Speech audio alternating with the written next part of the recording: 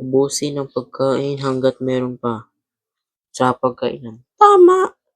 Sabi naman 'di ba, 'pag may pagkain sa lamesa kailangan ubusin. Kakain lamang kung gusto ang ulam. Tama! Paano kung gulay ay hindi luto? Puro karne lamang ang dapat Sipag, inumin. Hirap naman nag-aaral-aralan nito. Ano yun? Puro karne lamang ang dapat iulam. Tama! Ano yan, Bin?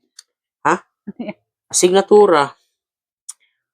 Sipag, Sabi dito, Sabado ngayon, uy. Ba't nag-aaral ka? review. Stock knowledge, magdadagdag tayo ng IQ. Sabi dito, masama sa katawan ang palaging pag-inom ng soft drinks. Mali, di ba ang hinahanap ng tao, puro coke? Tama yun. Oo nga. Di ba? Tama ang pag-inom. Oo. Sabi naman dito, matulog ng maaga. Mali yan. Oo, kasi dapat mag-cellphone ka muna. Paano ka makatulog kung wala kang gagawin? Oo. Pampaantok, di ba, cellphone? Oo. Sabi dito, mag-ehersisyo ng palagian ba yan? Mali. Nakakapagod. Tama. Mag-ehersisyo ka pa kung magkakain ka rin naman. Nakakapagod, napapagod ka lang. Mali natin yan. Ugaliin ang palaging paghugas ng kamay. Mali.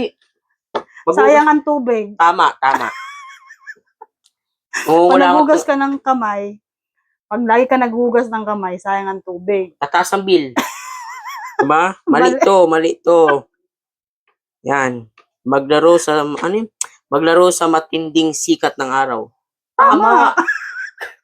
Kasi sa umaga, di ba, nagpapaaraw? Hindi dapat sa hapon. Vitamins daw yung araw, di ba? Vitamins, tama yan.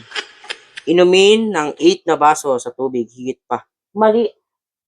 Kasi bubusog ka dun. Tataba ka dun eh. Sige nga, ipainom ko yung 8 na tubig kung di siya mabusog. Mali. Uminom ng mo? Ha? Ano sinagot mo? Mali. O bakit? Iinom ka ng 8 na basong tubig. Eh kung ako nga lang, 2 basong tubig, busog na ako. Siya 8 na baso, kaya niya yun. Ang galing naman. Laki pala ng space ng tiyan niya. Papacheck ko ito bukas. Galing. O, diba? Sabi sa'yo, may tama ako eh. Talino mo talaga. Idol. Pag sinabi naman kung bakit puro mali at nakatama to, sabihin ko, may equation to man. Equation? Uminom ng 8 na baso, bakit mauubos siya ba 8 na basong tubig?